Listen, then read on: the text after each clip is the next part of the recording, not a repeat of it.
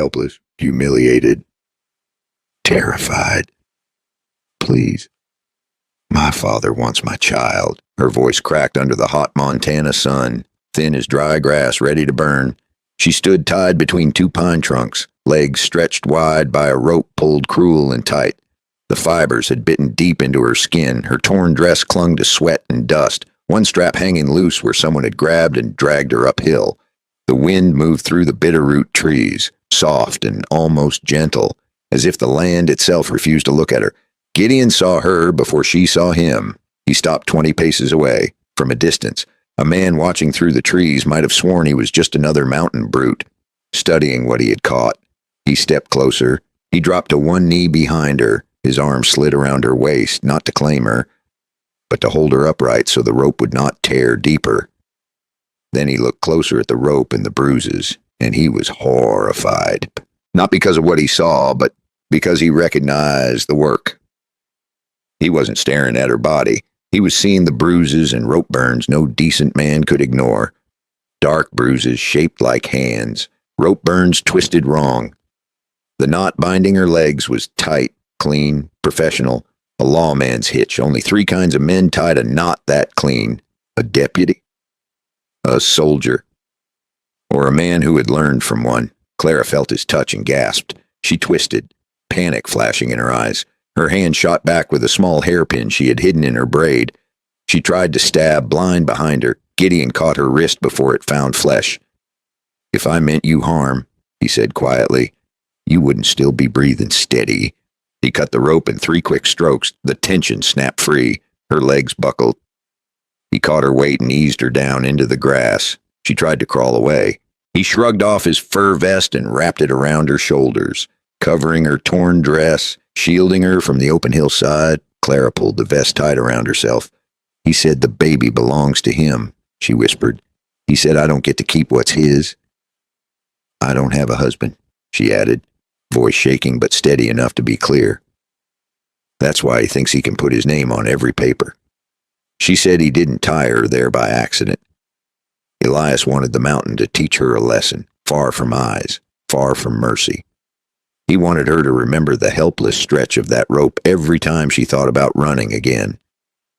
Gideon's eyes narrowed. "If he tied you," he said, scanning the slope. He didn't ride far. The wind shifted, faint, far below. Something metallic clinked. Then came the sound of hooves. 2, maybe 3 riders. He stood and looked toward the lower trail. Dust rose in a thin line near the river bend. They weren't riding to search. They were riding like men who already knew where to look. "They're coming," he said. Clara flinched. "He'll kill you," she said. "He's not right anymore. What's his name?" She swallowed. "Elias."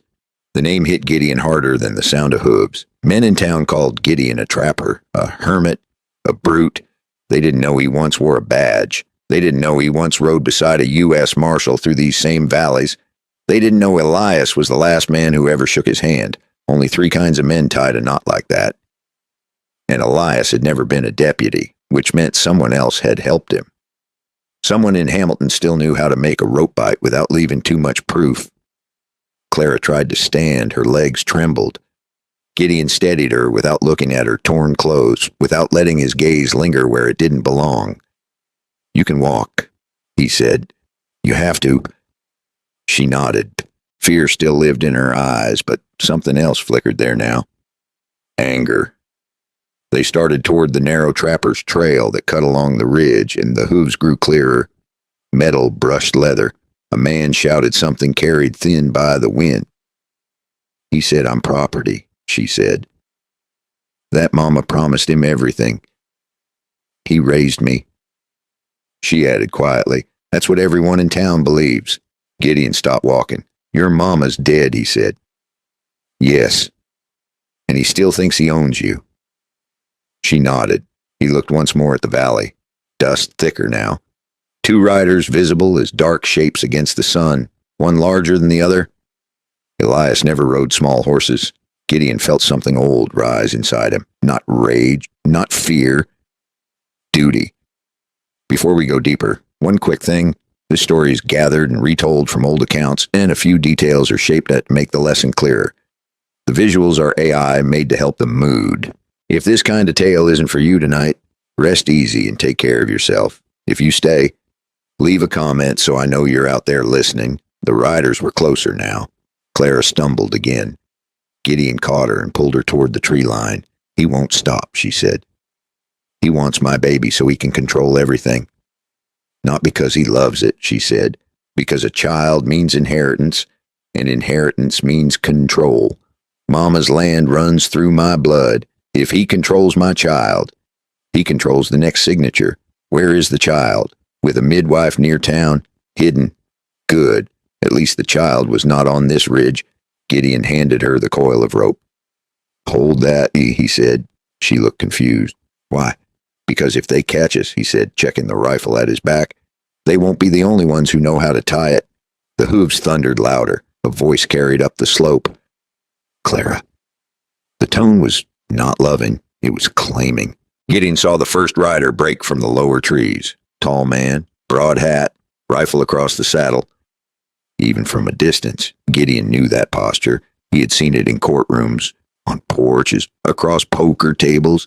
Elias, he muttered. Clara's fingers tightened on the rope. You know him. Yes. How?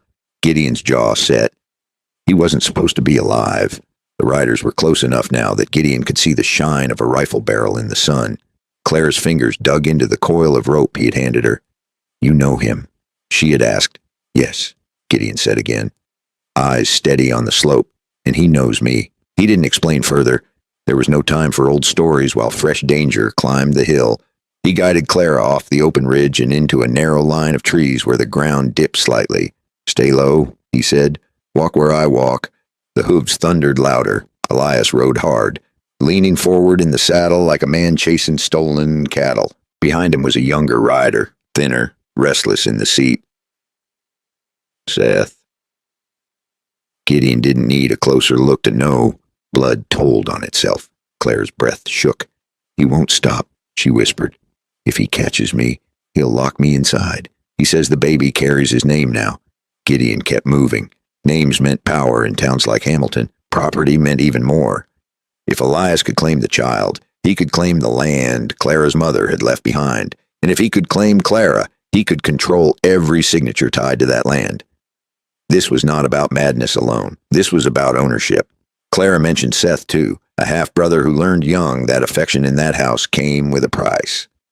Elias talked to the boy the way a man talks to a tool, useful when it works, worthless when it doesn't.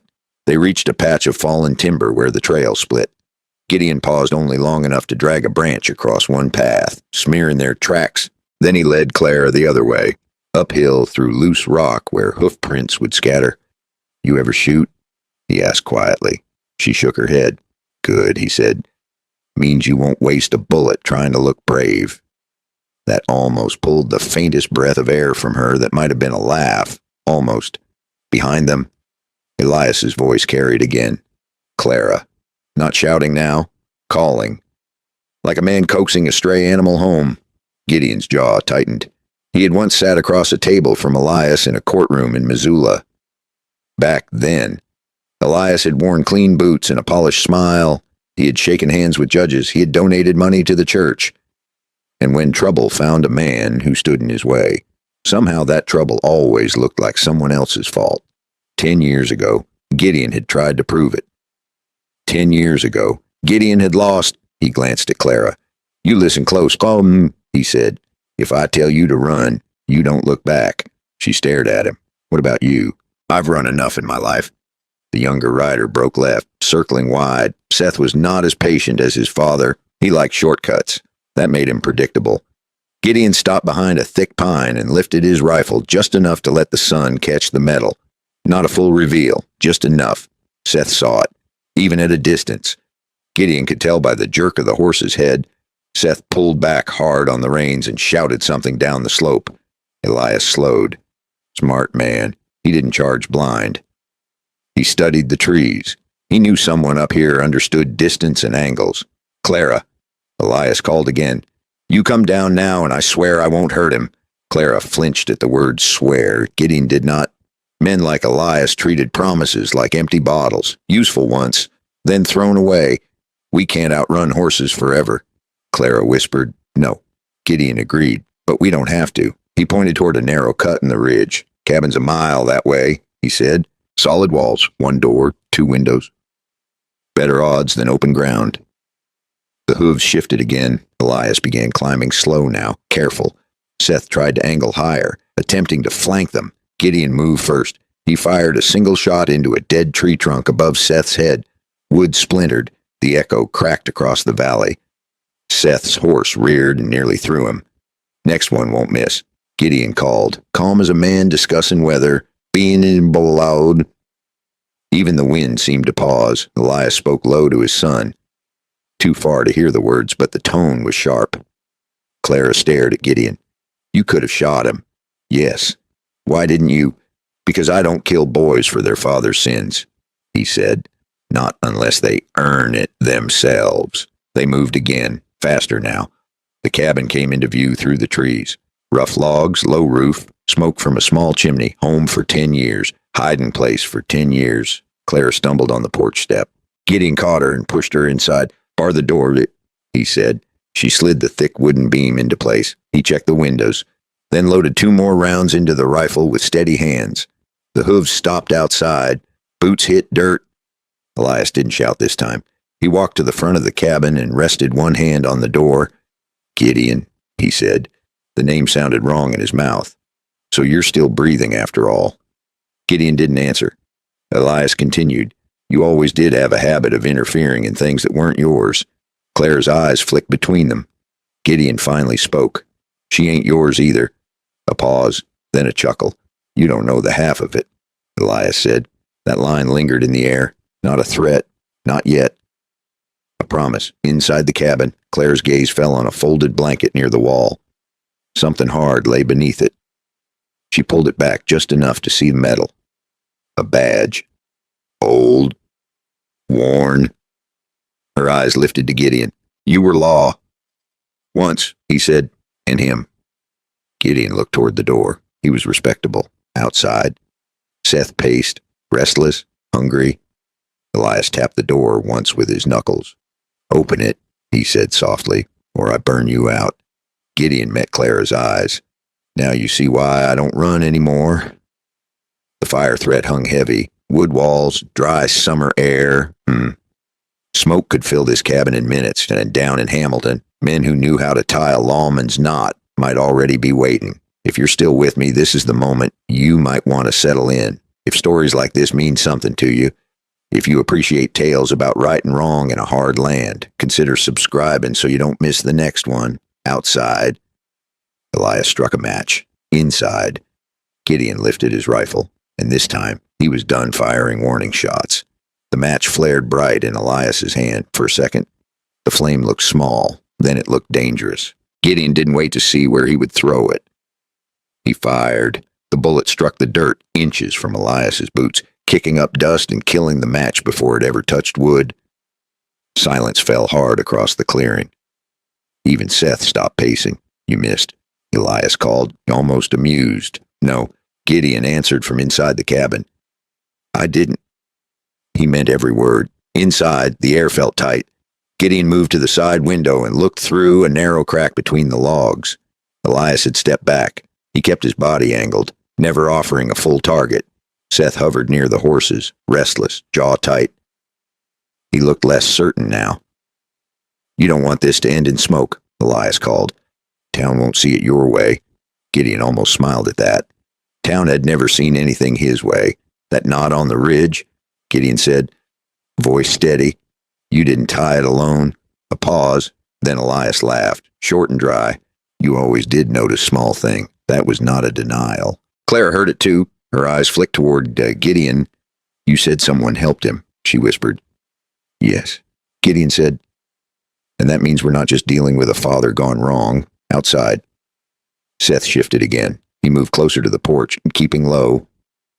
Impatient men made mistakes. Gideon stepped back from the window and lowered his voice. Listen close, he said to Clara. If he burns this place, smoke will rise straight up in this heat. Anyone near the lower road will see it. You think someone would help? She asked. I think someone might get curious, though sometimes that was enough. A board creaked on the porch. Seth was closer now. Too close. Gideon raised the rifle and aimed at the door, not to fire through it, but to remind himself where the danger stood. Elias, Gideon called, "You want her? You come through me." Another pause, then boots scraped wood. "Son," Elias said, not loud but clear. "Step back." Seth didn't move right away. He wanted to prove something. That much was obvious. "I ain't afraid of him," Seth muttered, loud enough to carry. But his hand shook when he said it. "And he never quite looked his father in the eye." "That's because you don't know him," Elias replied. That line told Gideon something important. Elias remembered. He remembered the courtroom. He remembered the day Gideon had nearly pinned him to a charge that would have ended his reputation for good. 10 years had passed, but pride had not. Seth stepped onto the porch anyway. The door shook as he kicked it once, hard. Clara flinched. Gideon did not. He fired again. This time the bullet tore through the edge of the porch rail, splintering wood inches from Seth's hand. Seth jumped back with a curse. "Next one's bone," Gideon said calmly. That did it. Seth retreated down the steps. Elias said nothing for a long moment. The cabin felt smaller by the second. Clara's eyes drifted again to the badge under the blanket. "You left because of him," she said quietly. "Yes." "Did he frame you?" Gideon didn't answer right away. He kept watching the door. "Yes," he said at last. And town believed him. Why? Because he was useful. That was the truth of most small towns. Useful men got forgiven. Innocent ones did not. Outside, Elias finally spoke again. "You can't sit in there forever."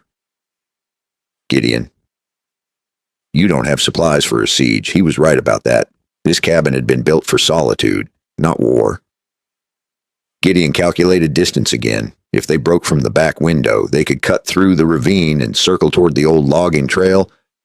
Risky, but staying meant smoke. He looked at Clara. "Can you move fast? I can try." "That's all I need." A sudden crack split the air. Not a gunshot. A branch snapping from the far side of the clearing. Gideon's head turned toward the rear window. That had not come from Elias. Or Seth.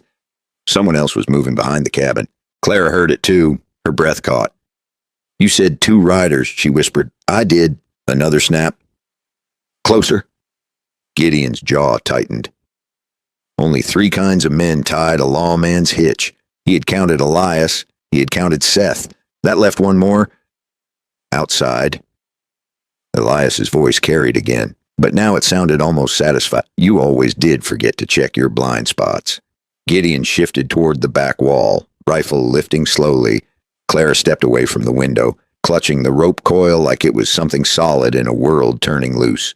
Boots pressed into dry leaves behind the cabin, measured, confident, not the restless shuffle of Seth, not the heavy step of Elias. This one walked like he knew exactly where to stand. Gideon felt a cold understanding settle in his chest. Elias had not come alone, and the man behind the cabin was not just a hired hand. He was someone who knew how Gideon thought. The back window darkened with a shadow. A rifle barrel eased into view through the narrow gap in the logs, and a voice Gideon had not heard in 10 years said one word: Gideon. That was when Gideon realized this fight was never just about Clara. Gideon didn't need to see the man's face.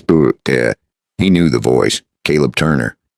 Once a junior deputy under the same U.S. Marshal Gideon had ridden with. Young back then. Sharp. Eager to prove himself. Now his rifle barrel pressed through the crack behind Gideon's cabin. Clara's eyes moved from the door to the back window. "They have us," she whispered. "Not yet," Gideon said. He didn't raise his voice. He didn't rush. Men like Caleb counted on panic. Outside, Elias shifted his weight on the porch. "You always did attract loyal company."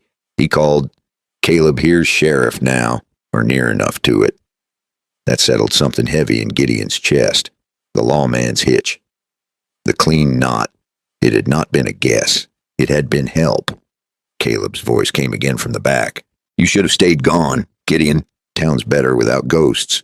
Gideon stepped slowly to the side, never giving the rifle barrel a clear line. "Town's better without liars," he answered. Caleb didn't reply. Instead, the rifle barrel withdrew. Boots shifted outside the rear wall. They were spreading out. Smart. One at the front, one at the back. Seth floating wherever fear pushed him. Clara looked at Gideon. What do we do? He glanced once at the small shelf near the hearth. 2 tin cups, a jug of water, a sack of flour. And beneath the floorboard near the stove, something heavier. Trust me, he said. He crossed the room in 3 strides, dropped to one knee, and pried up the loose board. Clara stared. Inside the shallow space lay sticks wrapped in wax paper. Fuses coiled beside them, her breath caught. You were ready for this. I was ready for something, he said. He pulled out 2 sticks, quick and careful. Left over from blasting rock above the creek, he muttered. A man living alone in these hills keeps tools for more than trapping. Not enough to level a mountain, enough to change a fight. Outside, Elias knocked once on the door again. Time's up. Almost, Gideon muttered. He lit a short fuse with a coal from the hearth. Not toward the door. Toward the rear wall. He shoved Clara toward the opposite corner. Cover your ears. The blast was not huge, but in a tight wooden cabin, it felt like thunder. The rear wall splintered outward in a burst of smoke and dust. Caleb shouted as debris scattered across the clearing. Gideon didn't wait to see who was hit. He grabbed Clara's wrist and drove through the smoke toward the trees behind the cabin. Elias cursed. Seth yelled. Gunshots cracked. One bullet tore through Gideon's sleeve. Another snapped bark from a tree beside Clara's head. They ran downhill this time, not toward the cabin trail, but toward the ravine Gideon had once used to trap deer. Loose rock slid underfoot. Clara nearly fell twice. Gideon kept her moving. Behind them, Elias barked orders. Caleb answered. Voice sharp and controlled. They were not panicking. That worried Gideon more than anger would have. At the base of the ravine, Gideon pulled Clara into a narrow cut between 2 boulders. Breathe, he said. She nodded, chest heaving. You knew he was sheriff. I knew he'd land on his feet. Gideon said, men like him always do. A shadow moved at the top of the ravine. Seth, he leaned over, rifle shaking slightly. End it, Elias shouted from somewhere behind him. Seth hesitated. He saw Clara. He saw Gideon. He saw choice. Gideon raised his rifle just enough for Seth to notice, not firing, just reminding him, you're not the only one holding a weapon. Seth swallowed. Then he fired wide, on purpose. It wasn't mercy. It was a boy finally tired of being ordered like a dog. The bullet struck stone far to the left. Elias saw it too. What are you doing? He roared. Seth didn't answer. He backed away from the edge. That small act said more than words ever could. Claire looked at Gideon. He didn't want to shoot. No. Gideon said he wanted something else. What? Out. That was when Gideon understood. Seth was not chasing Clara to bring her home. He was chasing the chance to control whatever Elias controlled. Land, money, reputation. A son who tasted weakness in his father would not forget it. Another shot cracked from above, this one sharper. Caleb's. The bullet struck close enough to shower them with grit. He won't miss twice, Gideon said quietly. He looked up the ravine, 2 ways out. Left toward thicker woods, right toward open ground and a narrow ridge that overlooked the lower road. If they went left, they could hide longer. If they went right, they could be seen. By more than just Elias. Gideon made his choice. He pulled Clara toward the right. You want someone to see what's happening, she said. Yes. They climbed hard, breath burning, legs trembling. At the top of the ridge, the valley opened wide below them. Hamilton in the distance, wagons. Smoke. Life going on like nothing was wrong. Behind them. Elias and Caleb reached the edge of the ravine. They saw where Gideon had gone. Elias raised his rifle. Gideon stepped in front of Clara. He didn't duck. He didn't hide. He wanted that shot witnessed. A crack split the air. Pain exploded in Gideon's shoulder. He staggered but didn't fall. Clara caught him. Blood soaked into his shirt, dark and fast. Below, on the lower road, 2 riders slowed. They had seen the smoke. They had heard the blast. Now they saw a man shot on the ridge. Elias realized it too. He lowered his rifle, calculating. Caleb's voice cut through the wind. This just turned public. For the first time, uncertainty crept into Elias's stance. Gideon pressed his hand to his bleeding shoulder and looked straight at the men climbing toward him. "You want her?" he called out. Voice rough but steady. "You take me first." Clara tightened her grip on him. Behind Elias, Seth's expression had changed. Not fear now. Not loyalty either. Something colder. Something that didn't belong to a son at all. And as Gideon watched the three of them standing there under the wide Montana sky, he realized the next bullet might not come from the man he expected. Blood ran warm down Gideon's arm. It soaked into his sleeve and dripped from his fingertips onto the dry Montana dirt. Clara held him upright, her small frame bracing a man nearly twice her weight. Below them, two riders on the lower road had stopped. They were not part of Elias's group, just townsmen, caught between curiosity and caution. That was enough. Elias saw it too. He lowered his rifle slowly. This had stopped being a private hunt. Caleb stepped forward, voice sharp. "You fire again, Elias, and half the valley hears about it before sundown." Elias didn't like witnesses. He liked back rooms, closed doors, clean stories. Seth stood a few feet behind him, eyes shifting between his father and the bleeding man on the ridge. Something inside that boy was calculating. Gideon straightened despite the pain. He refused to kneel on open ground. "You shoot me again," he called, steady as he could manage. "You'd better explain it to town." Clara pressed her hand hard against his shoulder wound. He winced but didn't pull away. "Can you walk?" she whispered. "I can stand," he said. "That's enough." Elias made a decision, not out loud, not dramatic. He simply stepped back. "Fine," he said. "Let's take this somewhere proper." That word proper sounded almost polite. Caleb glanced toward the lower road, then back at Gideon. "You're coming to Hamilton," he said. "All of you." Claire stiffened. "No," she whispered. Gideon understood the fear. Town meant law, and law in Hamilton meant Caleb, but town also meant eyes, witnesses, and maybe one or two men who still remembered what truth felt like. Gideon nodded once. "Help me to the road," he said to Clara. They moved slowly down the slope. Elias and Seth followed at a distance. Caleb walked to the side, rifle lowered but ready. The two riders on the lower road didn't leave. They watched. That mattered. By the time they reached the wagons, word had already begun to move ahead of them. Hamilton was not large. Smoke and gunfire traveled faster than horses. Gideon's shoulder throbbed with each step. Clara kept pressure on it, jaw set. "You're bleeding bad." She said, "I've bled worse," he answered. That was partly true. They reached the edge of town just as a few shopkeepers stepped into the street. Men squinted under their hats. A woman paused with a basket in her arms. Eyes moved from Clara's torn dress to Gideon's blood to Elias's calm expression. Elias spoke first. "This man abducted my daughter," he said smoothly. "Shot at us when we tried to bring her home." Murmurs spread. Caleb didn't correct him. Not yet.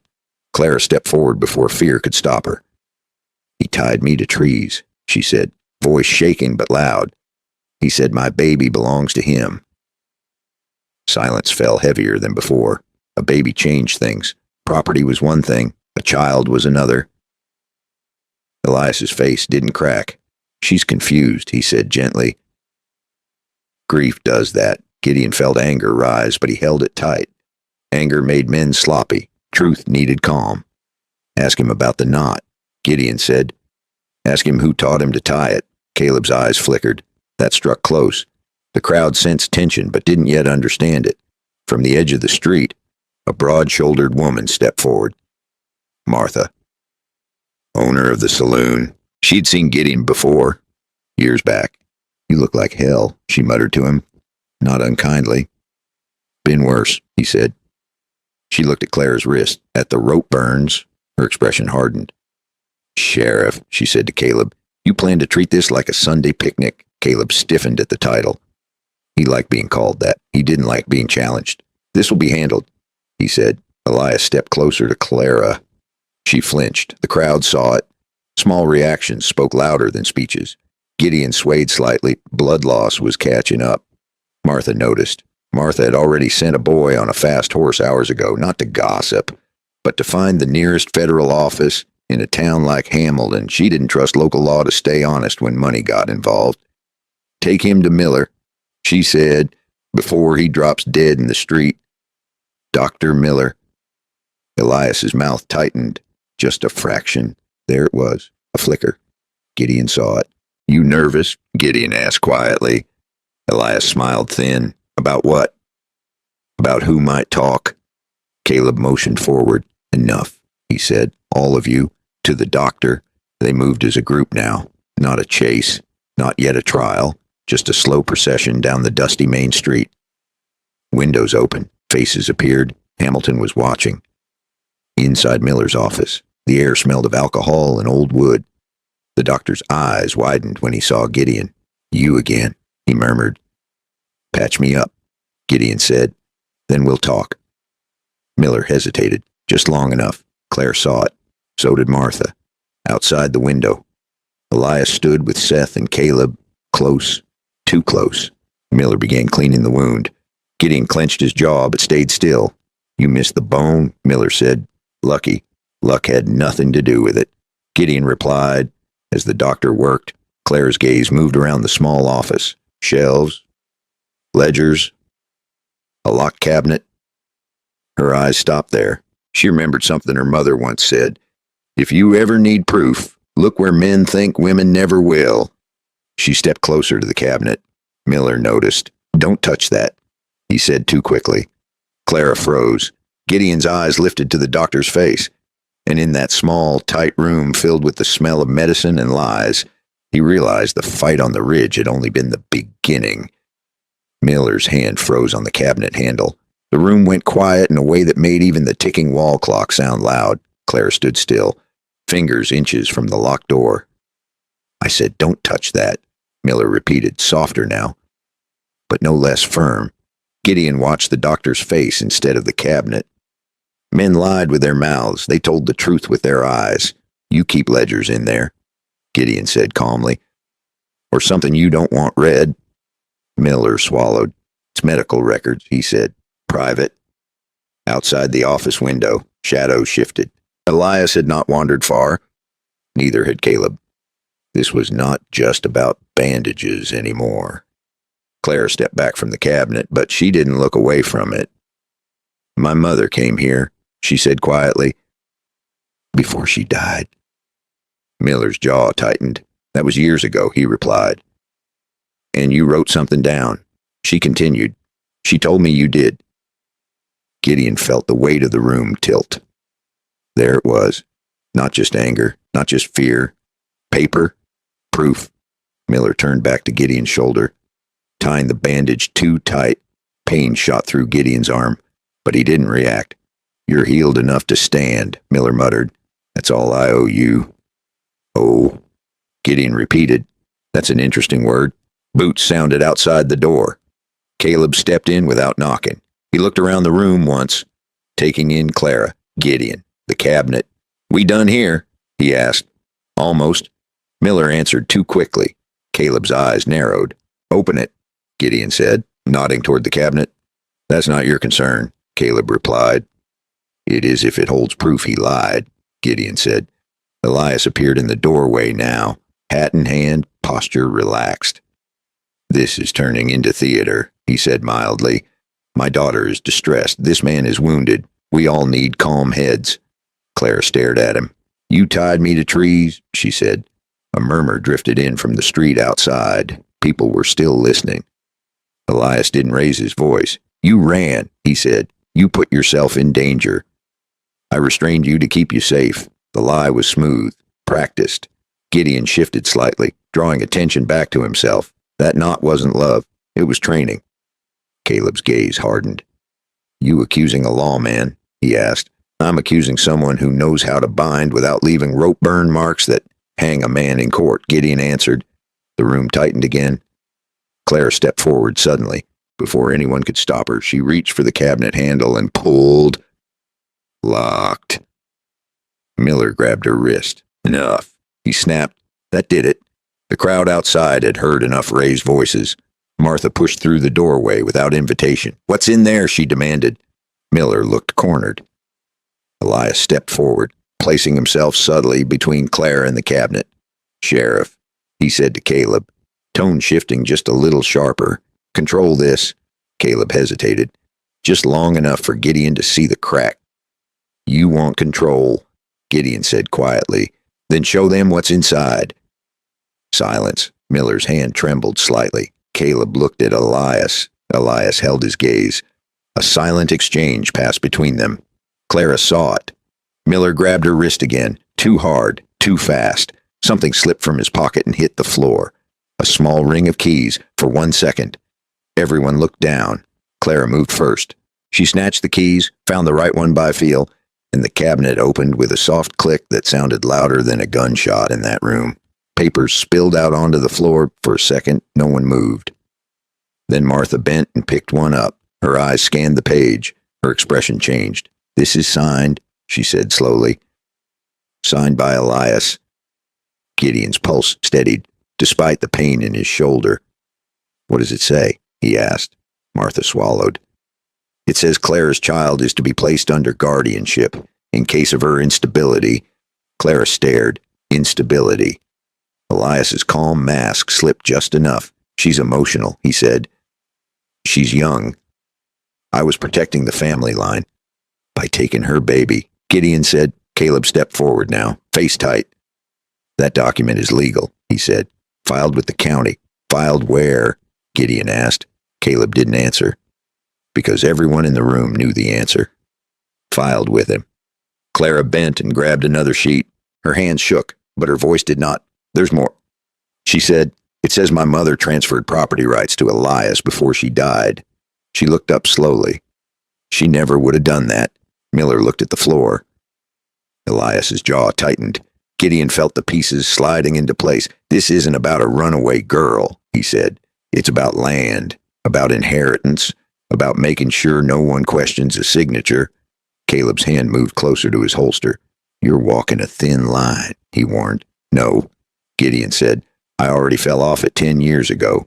The room felt smaller by the second. Outside, more townsfolk pressed near the door. Word was spreading. Elias saw it. He stepped back slightly, recalculating. This isn't the place, he said finally. We'll settle this properly, with witnesses, with records. Gideon met his eyes. You don't want records, he said. You want control. Clara clutched the papers to her chest. For the first time, she didn't look afraid. She looked certain. Caleb glanced at Elias again. Something unspoken hung between them.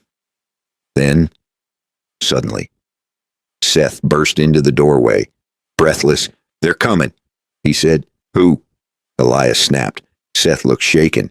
The U.S. Marshals men, they're riding in from the North Road. The room froze. Gideon felt a slow, steady breath fill his lungs. Elias's plan had depended on silence, on isolation, on a town small enough to bury truth. But if federal eyes were about to look at Hamilton, the game had just changed. And Gideon knew one thing for certain.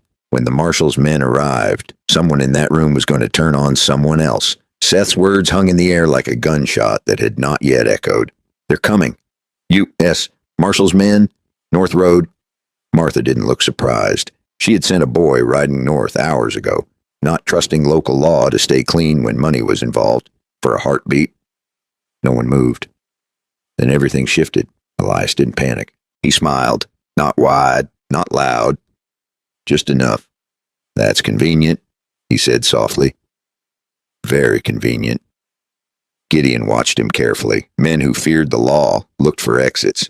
Men who trusted the law stood still. Elias stood still. Caleb stepped closer to the doorway. Peering down the street, dust was rising beyond the rooftops. More than one rider. Maybe 3. Maybe 4. The town had gone quiet again. Hamilton was small enough that federal boots on its road meant something. Clara clutched the papers against her chest. If they're coming, she said, then we're safe. Gideon didn't answer right away. Safe was a word that depended on who told the story first. Elias turned toward Caleb. You'll explain this mess, he said calmly. You're sheriff. Caleb's jaw tightened. Sheriff, he corrected automatically, more out of habit than pride, though no one cared about the difference in that moment. Seth shifted from foot to foot, eyes darting. He had not expected outsiders. He had expected control. Gideon stepped forward, shoulder burning but steady. If Marshal Reeves is riding in, he said quietly. He'll want to hear about forged papers and law almond knots. That name struck something. Caleb looked sharply at him. You don't know who's coming. He said, I know who runs this territory. Gideon replied. Outside, the first federal rider appeared at the end of the street. Blue coat, star pinned bright. The second followed, then a third. The crowd parted instinctively. No one in Hamilton ignored that badge. Elias tipped his hat politely as the riders approached. Respectable as ever, Marshal Reeves himself didn't ride in. But one of his senior men did, Thomas Hale, older now.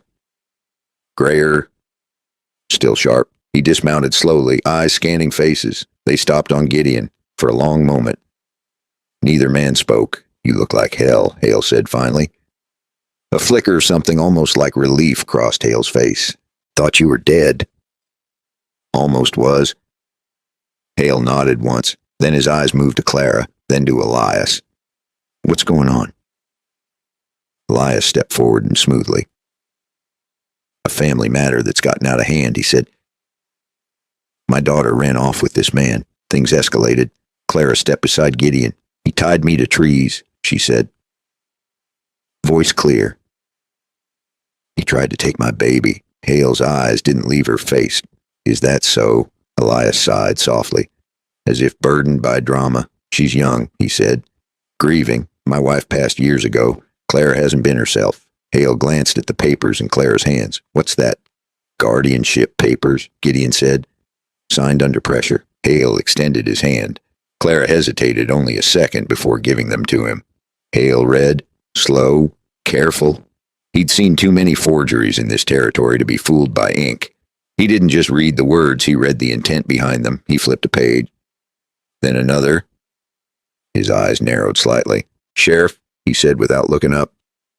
Caleb stepped forward. Yes. You filed this? Yes. Witnessed it? Yes. Hale finally lifted his gaze. Where's the original transfer from the mother? Miller swallowed audibly from inside his office doorway. Elias answered before Caleb could. In the county safe. Hale studied him for a long second. Funny, he said mildly. County safe was audited last month. No such document recorded. That was the first real crack. Not in Clara. Not in Gideon. In Elias. Seth saw it too. His eyes shifted. Calculating again. Caleb stepped in quickly. Clerical delay, he said. Paperwork sometimes lags. Hale folded the documents once and tucked them into his coat. Paperwork don't lag when it concerns inheritance, he said. Silence fell heavy. Gideon felt something close to hope for the first time that day, but hope was dangerous. Hale looked back at Gideon. You ride with us, he said. Give a statement. Elias's head turned slightly. And her, Hale added, nodding toward Clara. Clara straightened. Yes. Elias didn't argue. That worried Gideon more than if he had shouted. Men like Elias only stayed calm when they believed they still had a card to play. Hale signaled to one of his deputies. Bring the wagon, he said. We'll sort this at the federal office. A wagon rolled forward. Clara climbed up first. Gideon followed more slowly, shoulders stiff. Seth moved suddenly. Quick, too quick. He grabbed Elias by the arm and pulled him aside. They spoke in low, urgent tones. Gideon watched. Hale noticed. What's the boy saying? He asked quietly. Either begging, Gideon replied, or bargaining. Elias's posture shifted just a fraction. Not fear, not anger. Resignation. He turned back toward the wagon. Seth didn't follow immediately. Instead, Seth stepped toward Caleb, whispered something in his ear. Caleb's face went pale. Hale caught that too. What was that? He asked sharply. No matter. Caleb said too fast, but it did matter, because in that whisper, something passed between them, something that didn't belong in daylight. The wagon began to roll. Townsfolk watched in silence. Hamilton was no longer sure who wore the cleanest badge. Clara looked down at Gideon as they moved. You think this is over? She asked softly. He looked back at Elias walking beside the wagon. No chains, no cuffs. Hale kept him close anyway because he wanted Elias talking.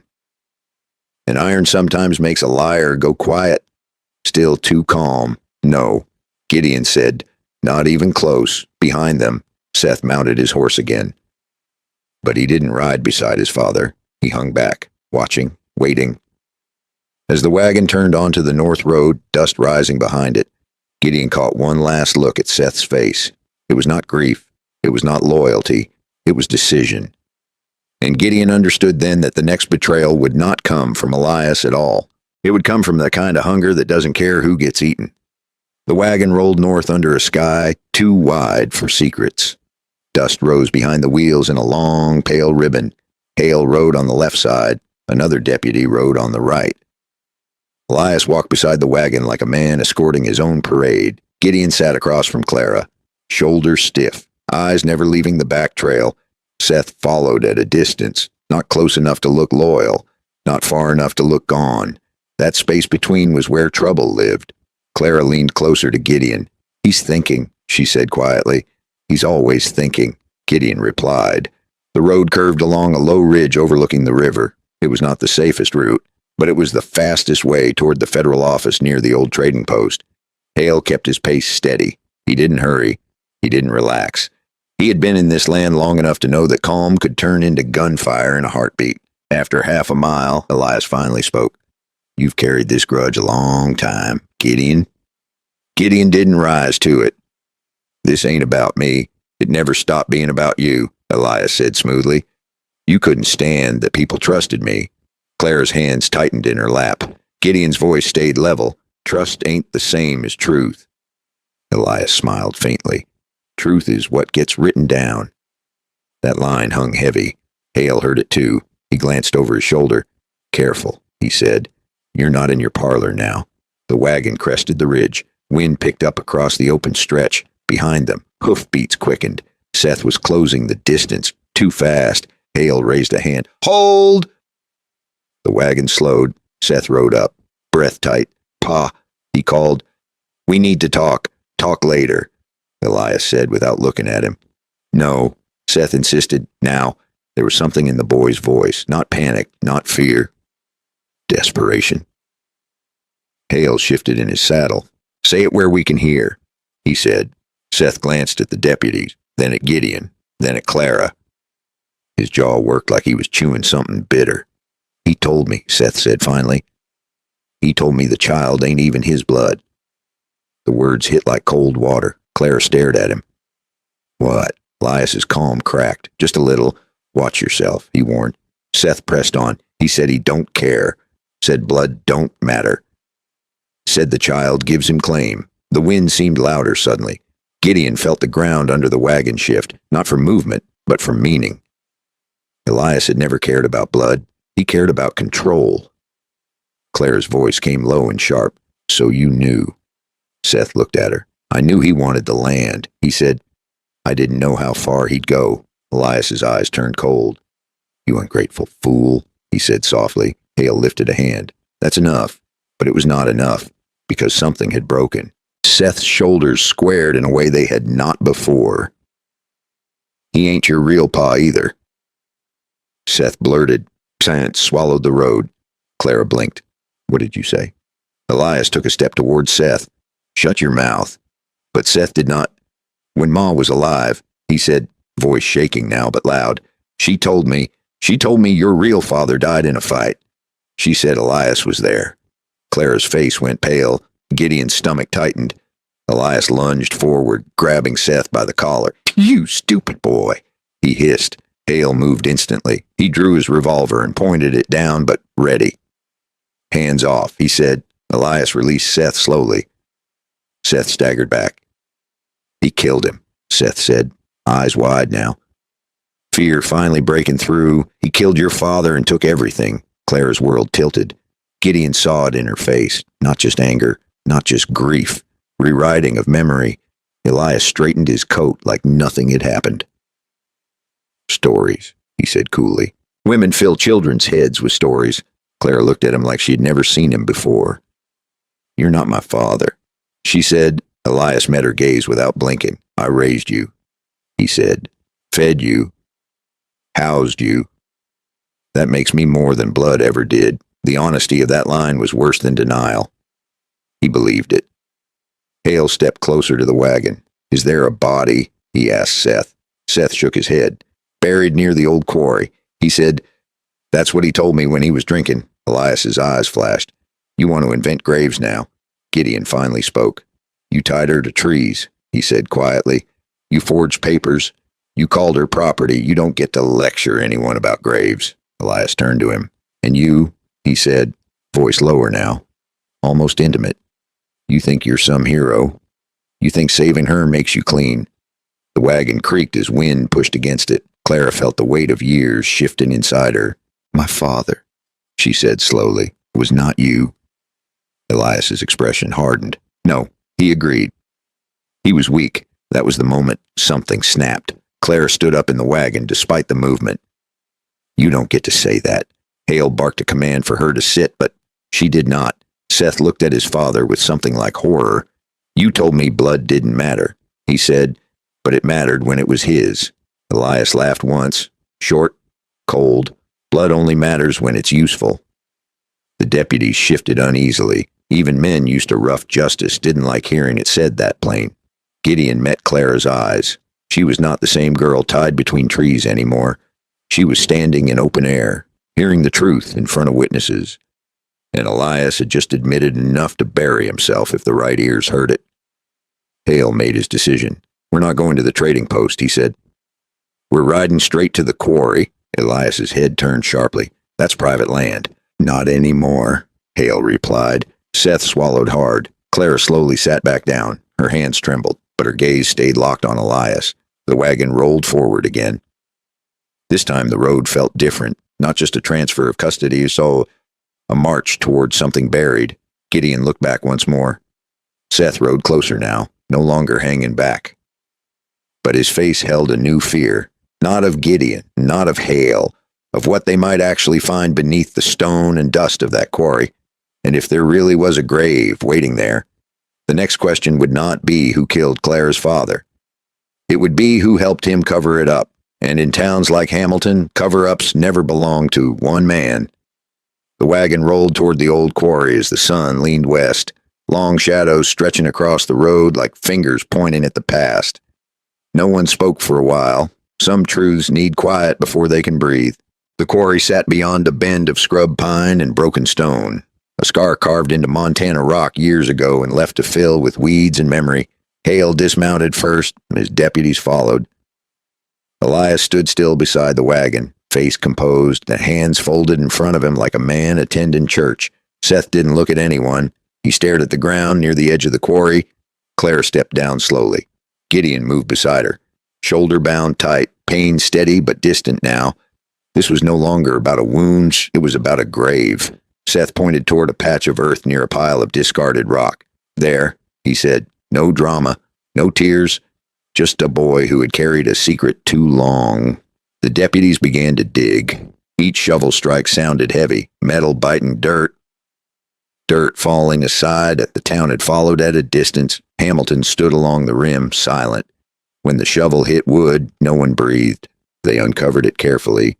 A shallow coffin, old, unmarked. Inside was one small thing that left no room for doubt. A plain signet ring, the kind Clara remembered from her mother's keepsake box. Her mother had shown it to her once, and the shape had stayed with her, her breath caught. And the last question in her childhood finally had an answer. Hale removed his hat. Elias did not. Elias's jaw worked once, like he was chewing For the first time, the polite mask slipped, and what showed underneath was pure contempt. Clara's knees trembled, but she didn't fall. She stepped forward. For a long moment, she just looked at the broken earth. Then she looked at Elias. You told me he left, she said quietly. Elias met her gaze. He did. He replied, just not the way you imagined. He leaned closer and said it like a verdict. Weak men don't keep land, and they don't keep women either. That was the last mask falling. Not rage, not denial, just pride stripped bare. Hale turned to his deputies. Put him in irons. This time, Elias didn't argue. Metal closed around his wrists with a simple click. The sound was small. The meaning was not. Seth looked at his father as if seeing him for the first time, not as a protector, not as a leader, but as a man who had chosen power over blood. Clara stood very still. Gideon placed a hand gently at her back, not to control her, not to guide her, just to steady her if she needed it. She didn't lean on him. She stood on her own. That was the moment everything shifted. Not because a man was arrested and not because a grave was found, but because truth, buried for years, had finally seen daylight. Hale approached Gideon. "You were right," he said simply. Gideon nodded. It cost enough. Elias was led away toward the wagon. Seth didn't follow this time. He stayed at the edge of the quarry, staring at the open ground. Some lessons come too late. Clara turned to Gideon. "He stole my father." She said, "Yes, he stole my childhood. Yes, he doesn't get to steal the rest." Gideon saw something in her eyes that had not been there on the ridge. Not fear, not even anger. Resolve, the kind that builds futures instead of chasing ghosts. They rode back toward town under sky now painted gold. Hamilton felt different, quieter, like a place that had just learned it was not as clean as it thought. Martha stood outside the saloon, arms folded.